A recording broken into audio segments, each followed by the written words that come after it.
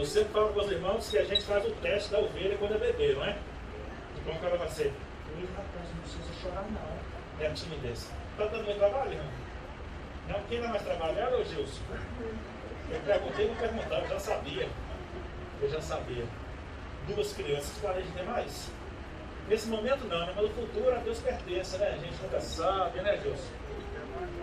Tá certo. Irmãos, filhos são presente de Deus para nós. Os filhos são a herança do Senhor. É isso que a Bíblia diz. Os filhos, eles nos completam. Se é herança, porque é coisa boa, né? Deus nos deu porque Deus sabe que fazia parte. Deus, quando criou o homem e colocou lá no jardim, ele olhou e falou assim, não é bom que o homem esteja só. Então Deus fez para esse homem uma mulher, né, para que ele se completasse. O homem não vive só, o homem não é uma ilha. Nós precisamos uns dos outros. E o fato de terem filhos, os filhos completam, né, a nossa casa, a nossa felicidade. É realmente presente de Deus para que a gente possa desfrutar melhor da vida. Eu olho para meus filhos que não são crianças mais, graças a Deus, né? Mas eu tenho que acordar de madrugada mais, aquela coisa toda. As preocupações mudam, né? Só vão evoluindo. As crianças vão crescendo, as preocupações também vão crescendo e evoluindo. Mas eles já têm um certo nível de independência, né? Eu olho para o tamanho que eles estão hoje, lembro deles pequenininhos assim. Essa semana mesmo, brincando com o Samuel, eu coloquei a mão na cabeça deles e no rosto deles, falei, menino, que cabeça grande, né? Cabia assim, um pacotinho de nada, já, a cabeça não cabe nas minhas 2 mãos. Os filhos vão crescendo e a gente vai crescendo e aprendendo com eles. A ação presente em nós. O Senhor também nos dá a responsabilidade de educar as crianças no caminho que eles devem andar. O que isso quer dizer? Isso quer dizer que nós precisamos, desde cedo, trazer as crianças para a igreja, ensinar as crianças a andarem no caminho do Senhor, para que haja esperança de que eles nunca se desviem dele. Agora, se a gente nega às crianças esse privilégio de estar na presença do Senhor, elas não vão criar o hábito de estar na igreja. E a força que o mundo tem lá fora para atraí-las pode levá-las. Então a gente precisa plantar a semente. Em algum tempo, depois de adultos, o Espírito Santo vai fazer com que essa semente brote, né, e dê frutos. Aconteceu assim com muita gente na igreja, aconteceu assim na minha vida. Precisamos ensinar as crianças assim. E agora eu vou pegar essa princesa e vou torcer para nem aguardar, né, Gilson? Mas se chorar, você não preocupa não, tá? Eu não deixo cair. Quer dizer, até hoje nunca deixei de não. Você quer ficar de pé e levantar suas mãos em direção a Eloá? Pai Santo, no nome do Senhor Jesus, nós apresentamos Eloá ao Senhor. Obrigado pela existência dela, obrigado por ela estar aqui, obrigado pela família dela, obrigado por tudo que ela representa para a família e para a igreja. Obrigado porque é um presente teu. Que a tua presença esteja na vida dela em todos os dias, do começo ao fim, em todas as experiências, que o Senhor esteja com ela. Que ela aprenda do teu amor, que ela aprenda da tua palavra. Que ela cresça com o Senhor e o Senhor cresça nela. Cuide dela, Pai, em todo o tempo. Cuide da família dela também, no nome do Senhor Jesus. Amém, Senhor. Amém. Dá vontade de ficar segurando o culto todo, irmãos. Não deu trabalho. Está quietinho. Deus abençoe, então, tá, irmãos? Obrigado pelo privilégio.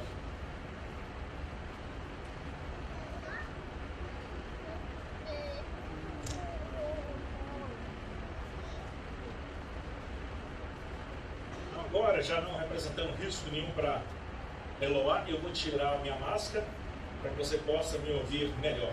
Quero convidar você a abrir sua Bíblia no livro de Reis, capítulo 17, a partir do versículo 1.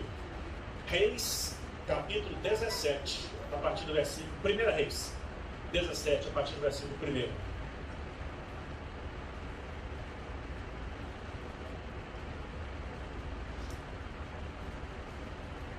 Primeira Reis, capítulo 17, a partir do versículo 1. Está lá atrás, no início do Velho Testamento.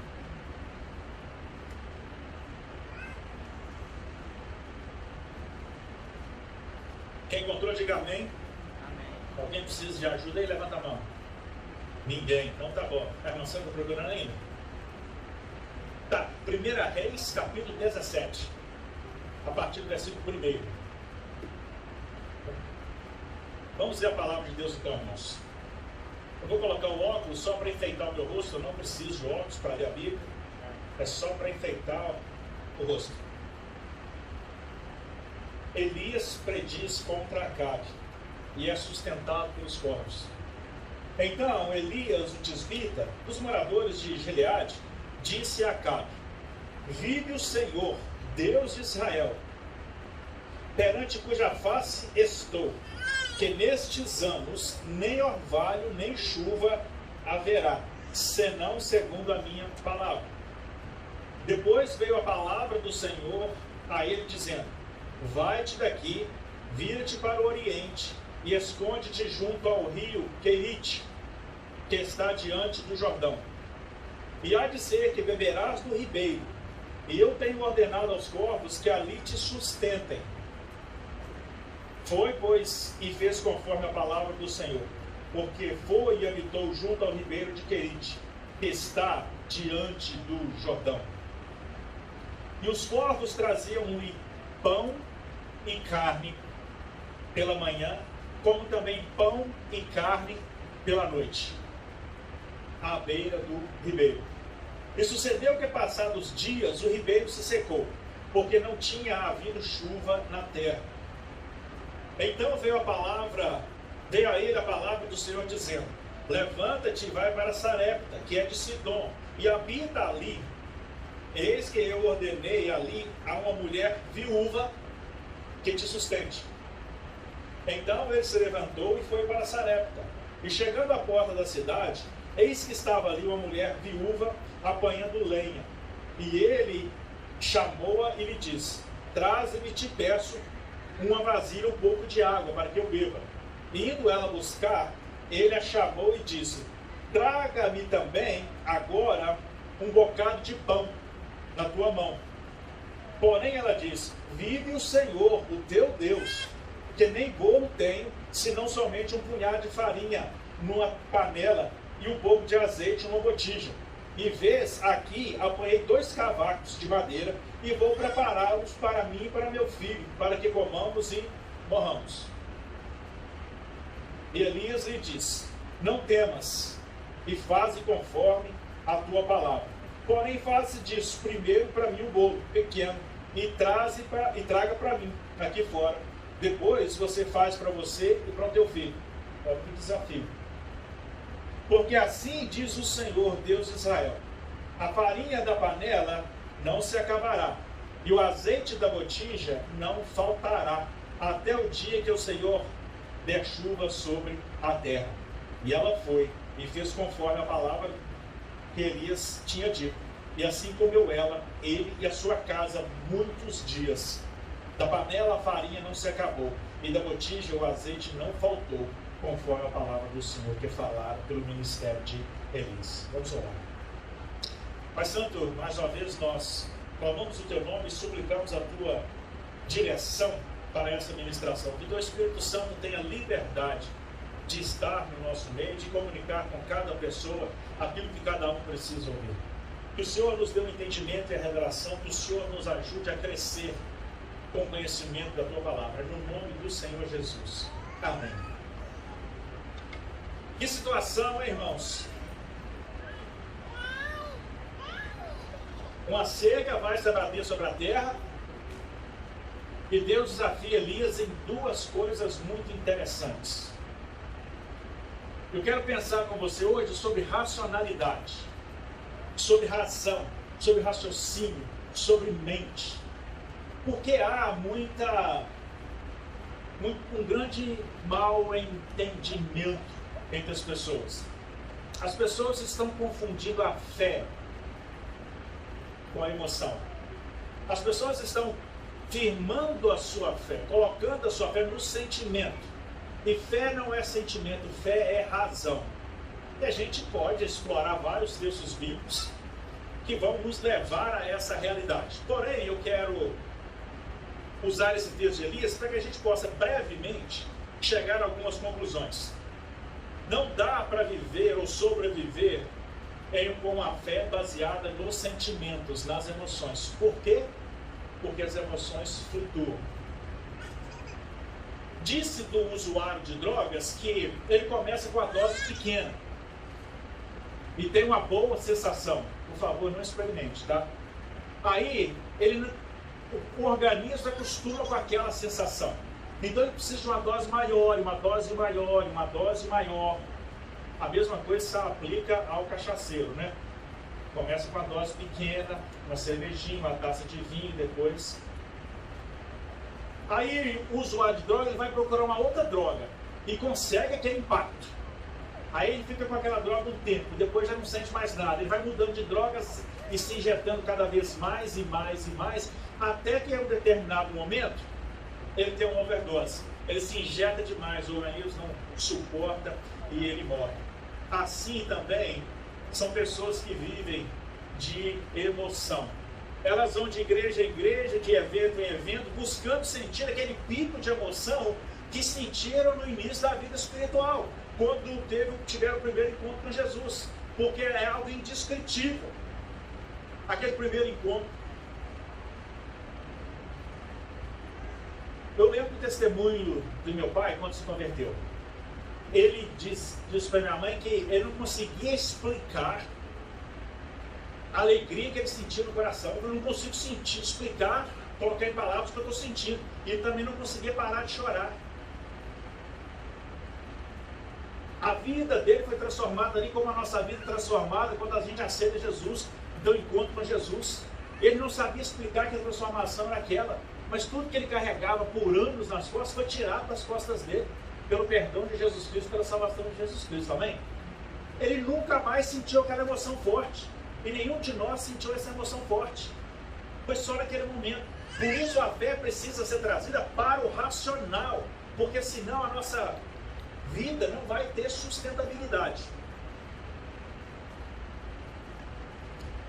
Hebreus 11:1 diz assim: ora, a fé é o firme fundamento das coisas que se esperam e a prova das coisas que não se veem. Uma outra tradução vai dizer assim: a fé mostra a realidade daquilo que nós esperamos. Ela nos dá convicção das coisas que nós não vemos, amém? Convicção não é baseada na emoção, a convicção ela é baseada na razão.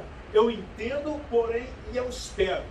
Eu entendo a promessa que Deus me deu de salvação, de vida eterna, mas isso é para depois, quando Cristo vier ou quando a morte chegar para mim. Agora eu estou inserido na terra e eu vou enfrentar todos os problemas aqui. Dificuldades financeiras, Covid, perseguição, porque eu sou imigrante, tantas outras coisas. Não é? Eu vou viver tudo isso aqui, mas com a certeza, com a convicção que a fé me dá, de que a salvação está no final da minha caminhada, amém? Nós estamos em uma viagem para o final da vida. A vida começa com o nascimento, hoje nós apresentamos uma criança aqui, e a vida começa a acabar no dia que ela começa a existir. Então nós estamos em uma contagem regressiva, é uma viagem, estamos indo a algum lugar. Esse lugar se chama eternidade. Há dois destinos eternos, o céu e o inferno. Nós estamos aqui tentando de alguma maneira chegar ao céu, aceitando e entendendo que Jesus Cristo, o Filho de Deus vivo, nos salvou e agora quer nos manter nesse caminho. Então a gente vai se esforçando para nos mantermos no caminho da salvação. E nessa viagem, a intenção da igreja, a minha intenção como líder espiritual, é ajudar você a caminhar no caminho certo. As emoções são uma mistura de química dentro de nós. Do sentimento de raiva, o sentimento de alegria, a euforia, tudo são os hormônios mudando dentro da gente. E são vários. Nenhum organismo consegue viver muito tempo cheio de adrenalina. Ou vai fazer mal para a saúde. Aí mistura adrenalina e dopamina e mais um monte de outras coisas que o corpo vai ficar em um estágio de estresse. Ninguém consegue viver emocionado todo dia, o tempo todo. Eu gosto de comparar essa visão, para que a gente tenha uma ideia de um modo geral. Quem é quem já soltou pipa? Muita gente, né? Em alguns lugares fala papagaio, em outros lugares fala som, é tudo a mesma coisa, tudo é pipa. Eu também. Poucas vezes deu certo, mas eu tentei várias. E aí, a pipa está lá no alto, e a linha vem pesada, por causa do vento. E quem tem a manivela, ou a lata de óleo, né? Quem é do tempo da lata de óleo aí na mão, né? Eu lembro que meu pai ia no marceneiro lá, conhecido nosso, e toda vez mandava fazer umas manivelas bonitas, para nada, durava um dia só, viu? mas eu tenho essa recordação. Enquanto você está com a linha ali, você controla a pipa, não é? Você puxa para a direita, você puxa para a esquerda, você brinca com ela. Quando você dá a linha e solta, o que acontece com a pipa? Assim é a fé de quem baseia sua fé, constrói sua fé em cima de emoções. As emoções elas vão mudar e a fé vai fazer assim, e o vento vai jogar para lá, e o vento vai jogar para cá. Quando na verdade a fé deve estar firmada na razão, no conhecimento da palavra de Deus. E conhecereis a verdade vos libertará. Então, essa linha, quando ela está esticada e você tem o controle da fé, esse é o posicionamento que você deve ter diante dos desafios que você vive e diante da fé. Há pessoas que vivem de eventos em eventos. Há igrejas que vivem de eventos. Há igrejas que fazem um evento atrás do outro. Por quê? Porque o evento vai dar uma impulsão de alguma coisa e alguém vai permanecer na igreja. Traz um famoso. Aí a pessoa vai lá na igreja para ver o quê? O famoso. Aí você pergunta assim, o que o cara falou? Ah, eu acho que ele falou de Deus, eu acho que ele falou de Jesus. Ele falou uma coisa de salvação. Mas você não foi para ouvir a mensagem, né? O elemento vai para ver o cara. O famoso. Aí passa uns 2 meses, aquilo já está esfriando, tem que trazer outro famoso para começar de novo. Irmãos, isso não é fé. A fé é ir para a beira do riacho e ser sustentado por corvos. Não é interessante o que aconteceu com eles? Então nós precisamos ir fortalecendo a nossa fé para que a gente não se decepcione. Tem muita gente decepcionada com Deus porque não consegue mais sentir a experiência, que é aquela injeção de ânimo, de fé. As emoções são importantes, né? Sentir a presença de Deus, chorar diante de Deus, ser tocado por uma música, uma letra, se comunicou com a realidade que você está vivendo, isso é importante, mas isso não gera sustentabilidade a longo prazo. Então você precisa cuidar da sua fé. Vamos dar uma passadinha rápida na história de Elias. Então ele foi para um riacho para ser sustentado por corvos. E acredite você, os corvos vinham trazer para ele pão e carne de manhã e de tarde. Porque Deus é poderoso e aquilo que Deus faz acontece. Elias não estava emocionado. Vocês acham que Elias foi para a beira do riacho porque a emoção levou para lá?